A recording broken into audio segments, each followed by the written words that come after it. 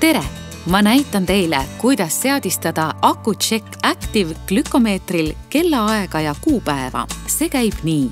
Välja lülitatud glükomeetri korral vajutage kõigepealt S-nuppu ja hoidke seda all umbes 4 sekundit, kuni ekraanil hakkavad vilkuma kellaaeg ja kuupäev. Teie glükomeeter on praegu seadistuste režiimil Setup. M-nupu abil saate sellel ekraanil valida 24 tunni ja 12 tunni formaadi vahel. Kui ekraanil kuvatakse soovitud formaat, vajutage järgmise seadistuse juurde liikumiseks S-nuppu. Nüüd kuvatakse kellaaeg vilkuva tunninäiduga.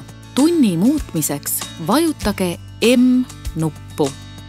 Õige tunni kuvamisel vajutage korraks S-nupule ning vilkuma hakkab minutinäit. Minuteid saate muuta M-nupu abil eelnevalt kirjeldatud viisil. Samamoodi saate muuta aastaarvu, kuud ja kellaaega, vajutades järgmise elemendi juurde liikumiseks S-nuppu. Pärast õige kuupäeva valimist vajutage uuesti S-nuppu ning glükomeeter kuvab äsja sisestatud seadistused. Kui vajutate veel kord S-nuppu, lülitub glükomeeter välja.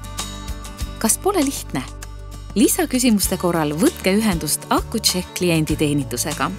Samuti võite vaadata veebilehte aku-check.ee. Täname, et valisite AkuCheck Active glükomeetri.